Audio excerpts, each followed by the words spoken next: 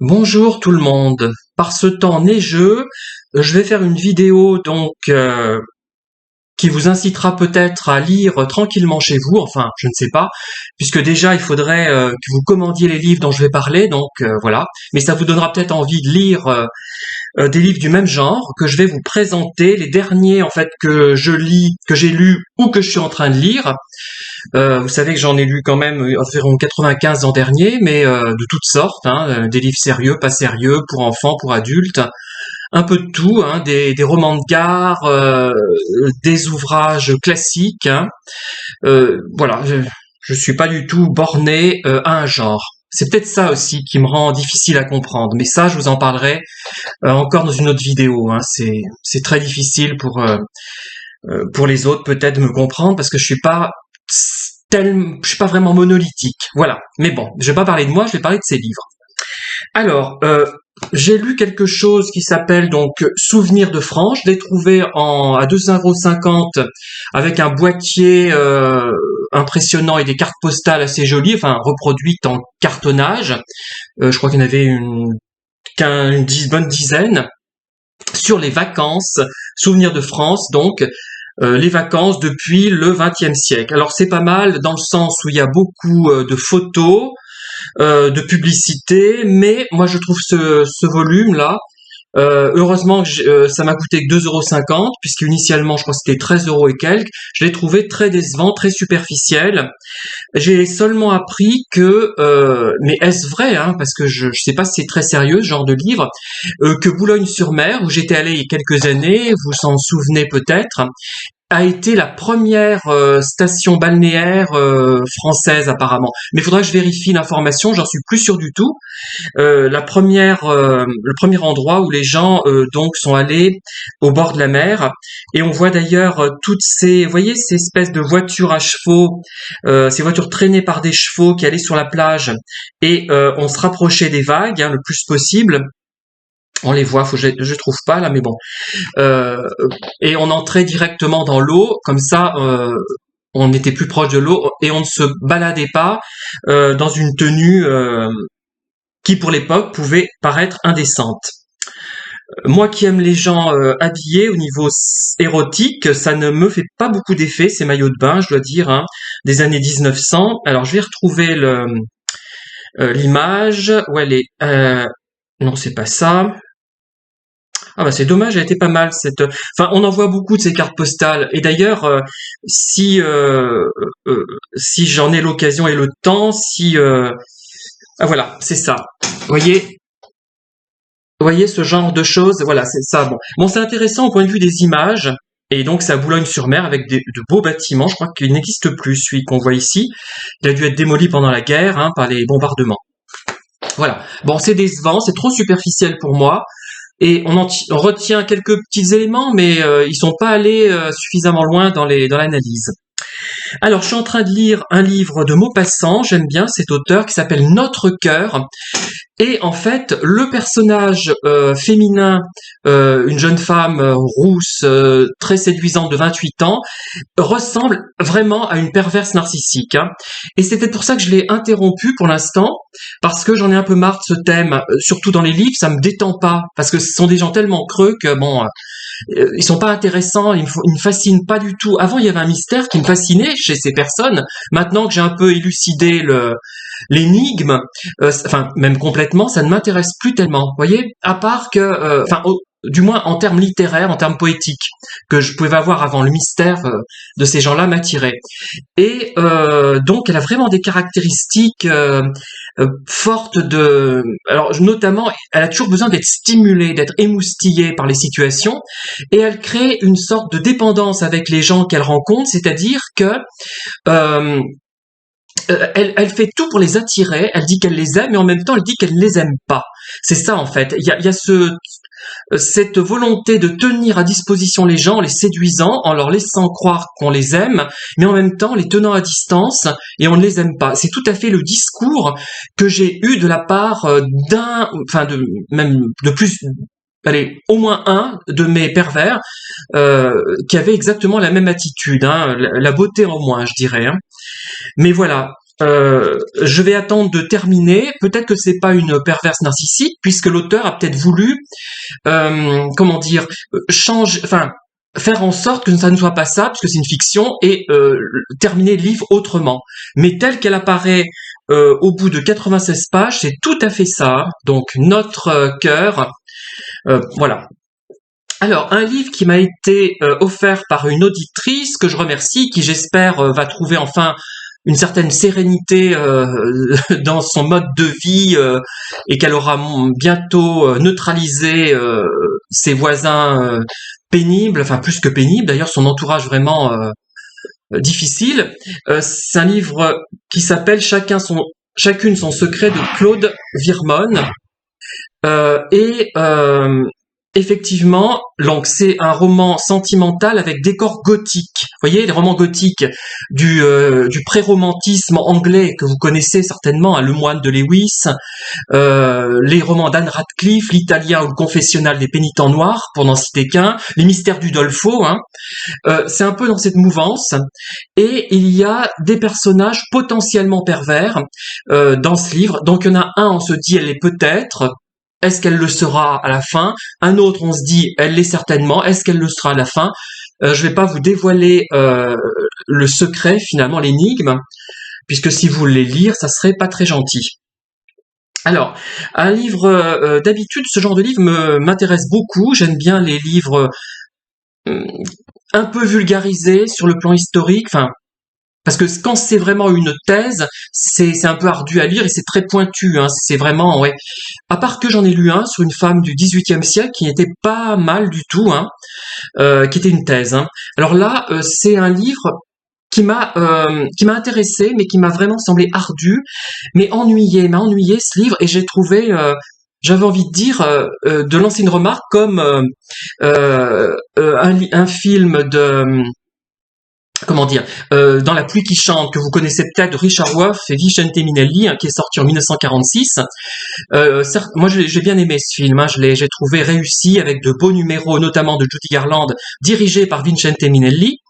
Vous savez, les 3 numéros musicaux qui sont élaborés. Elle joue le rôle de Marilyn Miller, mais à mon avis, elle n'a pas les compétences de danseuse de Marilyn Miller, qui était vraiment exceptionnelle, hein. Si je vous invite à la voir sur internet. Eh bien, ce livre de Jean-Marie Bercé, je ferai la même remarque que pour le film, remarque qui était injustifiée donc pour le film de Richard Wolff de 1946 de la MGM. Et je dirais, pourquoi avoir concocté un pareil somnifère? Bon, c'est sur la médecine, hein, le somnifère, ça renvoie à la médecine. Bon, on apprend des choses sur le vaccin, notamment celui de la variole, hein, à la toute fin du XVIIIe siècle, et avec un rappel de l'inoculation, hein, qui avait lieu avant, avec tous les problèmes qu'il y a pu avoir, notamment en Italie. Mais il y a quelque chose qui me gêne dans ce livre, il m'a ennuyé, bien que le contenu soit fortement intéressant. Voilà, si vous voulez le lire, il n'est pas très cher, ça fait 9,50 €. Alors, autre livre, je vous en avais parlé de ce genre de livre, alors de la série Harlequin. La série Harlequin, elle publie également des ouvrages, des thrillers, qui sont, comment dire, qui sont pas mal du tout, qui comportent une toute petite partie peut-être un peu eau de rose, un peu sentimentale, mais finalement ce n'est pas un roman à l'eau de rose, c'est plus un thriller à 95% qu'un roman à l'eau de rose, et ils ne sont pas mal du tout, je trouve même meilleurs que d'autres, peut-être parce qu'il y a ce petit côté un peu sentimental. Donc là c'est la collection best-seller, je l'ai trouvé dans une boîte à livres, je crois à Thiers, et comment dire, j'aime bien parce que, alors, il y a un couple, une ravissante jeune femme, évidemment, hein, qui a un passé trouble. C'est lié aux sectes, hein. C'est le problème des sectes. C'est assez intéressant, c'est pas mal fait. Ce n'est pas un chef-d'œuvre, hein, évidemment. C'est pas un grand chef-d'œuvre, mais bon, c'est pas mal. Et il y a donc ce couple. Alors, l'homme, évidemment, il est plus âgé qu'elle. Il a 10 ans de plus. Il est musclé. Il a le ventre parfaitement plat. Il est à la fois sensible et hyper, comment dire, viril dans le sens classique du terme, et et donc ça peut agacer, mais pas bon. Voilà, mais c'est le rêve de sans doute beaucoup de femmes, hein, ou d'hommes même, hein, d'hommes homo, c'est-à-dire à la fois le côté très fort mais sensible. Enfin bon, il y a tout quoi. Il y a une gamine qui est très marrante, qui a 3 ans et demi, qui est championne de natation, enfin qui a une sorte de haut potentiel avant la lettre, puisque on n'en parlait pas, je crois qu'il est sorti en 2007 ce livre, quelque chose comme ça, enfin même un peu avant, puisqu'il a été publié aux États-Unis. Hein. Eh ben c'est très divertissant. Mais bon, évidemment, bon. Et ce qui est bien, moi je trouve, c'est qu'il y a un couple homo qui n'est pas caricatural spécialement, qui est amusant et qui dénoue l'intrigue finalement. C'est grâce à eux. Donc il y a vraiment quelque chose de de positif. J'aime pas trop ce terme. Je trouve un peu niais. Ça fait très carrefourien. Hein. Avec Carrefour, je positive. Mais vraiment, j'aime bien. Franchement, il y a ce genre de livre peut faire progresser la cause des minorités. Par le biais d'un roman de divertissement, parce que ce n'est pas autre chose évidemment qu'un roman de divertissement, mais de bonne qualité, un bon produit, mieux écrit peut-être que ceux de Patricia MacDonald que j'avais fustigé, enfin je l'avais pas fustigé parce qu'il était mal écrit, mais parce qu'il y avait un gamin qui n'aimait pas la couleur rose, enfin je me disais, mais quand on est aussi célèbre que Patricia MacDonald, on essaie justement de faire avancer des questions de ce genre-là sur des minorités. Mais, me direz-vous, peut-être que justement, si elle était célèbre, c'est qu'elle était un peu dans la mouvance traditionnelle, hétéro, je sais pas. Bon, voilà. Mais bien, bon, pas mal ce bouquin. Et j'en avais lu d'autres de cette collection dont je vous avais parlé. Donc Harlequin, sont pas forcément que des romans niais. Il y en a qui sont effectivement très conventionnels. La série Black Rose, notamment, hein, je la trouve pas terrible. C'est un peu décevant. J'ai essayé, hein, parce que j'ai trouvé ça dans des boîtes à livres, mais cette série thriller suspense, enfin best-seller, pas mal quand même. Hein, voilà, mieux que beaucoup de romans publiés dans le livre de poche, en tout cas. Alors vous savez que je suis toujours préoccupé par des questions maternelles, enfin sur les mères, le rapport mère-enfant. Et là, j'ai commencé un livre parce que j'en lis plusieurs à la fois en ce moment, de Claire Coleman, Mère, quel est ton vrai visage, publié chez Parole et Silence. C'est un livre de quelle année? Je me souviens plus. Je vais regarder, je vais vous le dire tout de suite, de 2009. Alors, bon, pour l'instant, j'en ai lu 50 pages sur 106. Ça ne m'apprend pas grand-chose finalement sur la relation qu'elle a avec sa mère. Donc, c'est une femme qui est issue, donc cette Claire Coleman, d'un milieu très très fortuné, un peu comme ma mère quand elle était jeune, hein, qui avait des serviteurs hein, jusqu'à l'âge de 10 ans, je pense. Elle me racontait ça. Et c'était un autre monde. Hein. Et là, effectivement, elle est dans un milieu très rupin, si je puis dire, et comment dire, avec et c'est une femme de la bonne, voire de la haute bourgeoisie. Ce qui me frappe dans ce livre, ce n'est pas tellement le thème abordé finalement, mais c'est plutôt ce qu'on peut déduire de la personnalité de son auteur. On parle sans arrêt de haut potentiel, et ben j'ai l'impression que cette Claire Coleman, qui a écrit d'ailleurs sur Mozart, parce que c'est une musicienne, elle a fait deux essais sur Mozart, et elle est, par son écriture, il y a quelque chose qui renvoie à ce qu'on décrit chez les hauts potentiels. J'ai du mal encore à analyser, peut-être que je le ferai plus précisément. C'est-à-dire qu'il y a des erreurs syntaxiques, moi, qui me dérangent terriblement. Je vous cite un exemple, si je le retrouve. Hein. 34-36, je vais peut-être le retrouver. Je sais pas, voilà, c'est là, ça, c'est 33. Je vous lis la phrase, vous allez comprendre. Dans l'absolu, je veux bien. Mais j'étais déjà original et sûr de moi, fallait-il en plus que je me sentisse supérieur? Alors, on peut dire, fallait-il en plus que je me sente supérieur, ou alors, mieux, à mon avis, hein, mais je suis peut-être pas un grand grammairien, fallait-il en plus que je me sentisse supérieur? Vous voyez, en même temps, elle décrit son originalité, elle explique en quoi elle est originale, c'est-à-dire qu'elle a des connaissances très très très très pointues dans des choses que personne ne va maîtriser, et elle ignore parfois des bases, c'est-à-dire qu'elle connaît par cœur des vers très complexes pour une enfant de 12 ans, je crois qu'elle a 12 ans à ce moment-là, mais à côté, elle ne sait pas faire une soustraction, voyez, et ça renvoie bien à ces gens-là, je trouve, qui sont un peu extrêmes et qui laissent leurs enseignants un peu perplexes, hein, voilà. Donc pour moi c'est une faute de syntaxe, mais je suis pas un grand grammairien et c'est pour ça que je fais bien relire mes livres par des gens qui sont sur ce point, du moins, peut-être pas sur d'autres, plus savants que moi. Donc un livre qui n'apprendra rien sur les hauts potentiels, mais je pense que cette personne est un haut potentiel. Voilà.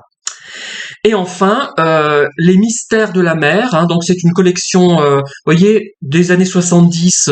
C'était quoi? C'était peut-être la guilde du livre. L'édition Famo à Genève, voilà.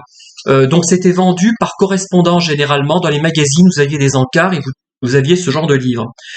Donc je l'avais acheté quand je voulais donc quitter le monde de la formation continue parce que j'en pouvais plus déjà quand j'ai eu je sais plus, à peine 40 ans. J'avais envie vraiment de changer de domaine parce que je me sentais plus et je voulais vendre des livres par correspondance. Ça n'a pas marché et puis ça m'ennuyait profondément de faire des paquets à longueur de journée. Donc j'avais tenté ça, j'avais fait une formation même, un commercial, enfin un petit peu de 5 jours, enfin la mise en place d'une entreprise. 5 jours pour entreprendre, ça s'appelait. Mais non, j'ai laissé tomber. J'ai peut-être eu tort, hein, parce que maintenant je m'en mords un peu les doigts. Mais bon, après je peux encore changer d'emploi, hein, on sait jamais. Et donc, ce qui me plaît dans ce livre, c'est il fait allusion aux épaves qu'on ne retrouve pas et qui font couler d'autres bateaux. Ils appellent ça des dérélictes. C'est le mot anglais, ça fait penser à déréliction, hein, ça fait et j'aime bien ce terme parce que j'aurais envie de l'utiliser comme titre de livre, avec le côté mystérieux de l'épave dans la nuit. Je trouve que c'est pas mal. Mais bon, après, est-ce que c'est d'une vérité, est-ce que c'est conforme à la réalité historique? Je n'en sais rien. Voilà, je le lis simplement par satisfaction, pas tellement pour savoir des vrais, forcément de vrais événements, parce qu'un livre, on peut le prendre sous différents angles, hein. Même un mauvais livre peut nous apporter énormément sur le plan de l'écriture. Et notamment, j'ai lu dernièrement un livre dont je vous en parlerai pas parce que je ne veux pas blesser l'auteur, hein, qui est quelqu'un de la région. Et ce livre ne m'a pas plu du tout. Mais je m'y connais un peu en thrillers. C'est un thriller. Et je trouve qu'il est raté, même s'il est pas trop mal écrit, en dépit de petits problèmes de style par moment. Et je pense que cet auteur aurait mieux fait d'écrire quelque chose, par exemple, sur la manière dont elle appréhendait la boisson, le thé, les vins, etc. Elle aurait fait vraiment peut-être un bon livre, mais elle est obligée, si elle veut un peu répandre ses livres, avoir un peu de succès, chose que je ne fais plus, je ne flatte plus les goûts du public du tout. Avant je le faisais, donc j'en vendais un peu, hein, même j'en ai vendu pas mal. Il y a de nombreuses années, je dirais il y a une quinzaine d'années. Voilà, j'en parlerai pas, mais finalement j'aurais pu en parler, mais ça aurait pu blesser la personne et je ne veux pas. Moi j'aime bien être franc, ne pas blesser les gens, ça ne m'intéresse pas. Et mais quelqu'un qui lirait ça et qui serait assez proche d'elle pour lui dire mais non, tu devrais ne plus viser ce succès public, mais essayer au contraire d'écrire des choses qui tiennent à cœur, et ça ferait vraiment de bons livres qui plairaient à quelques personnes, mais qui seraient réussis. Et elle pourrait, j'ai perçu ça chez cette personne, une compétence qui n'est pas exploitée, mais comment lui faire comprendre ça sans la vexer? Voilà. C'est très délicat et je ne vais pas m'engager là-dedans parce que je ne suis pas doué et mes tentatives dans ce sens se soldent généralement par des échecs. Voilà, donc je vais vous dire à bientôt. Je ferai de nouvelles vidéos certainement puisqu'il va neiger. Là, je vais me remettre sur l'octroi de tiers, hein, depuis le 19e siècle, début 19e, et j'ai peut-être aussi entamé un roman gay et lesbien, il y aura les deux, hein, avec l'aspect extrêmement sentimental et sensuel qui caractérisera ces écrits. Et là, je ne ferai plus de concessions au public, j'en ai fait, je m'en suis rendu compte, hein, par pudeur, en atténuant certaines choses. Et je crois que ça a été une lourde erreur. Voilà, merci, à très bientôt tout le monde, et je ferai également quelques vidéos de chats que vous allez admirer, j'en suis persuadé. Je sais aussi que ceux qui ne s'intéressent pas à certains types de vidéos, comme j'en publie dans différents genres, se désabonnent, mais tant pis, hein, ce n'est pas grave. Mais j'ai envie que cette chaîne, qui ne me rapporte rien, je le précise, hein, soit vraiment le reflet de ce que j'ai envie de faire, tout simplement. On est tellement pas brimé, mais tellement cadré dans d'autres contextes qu'on ne peut pas finalement en plus s'imposer des corvées quand on fait une chaîne qui n'est pas commerciale.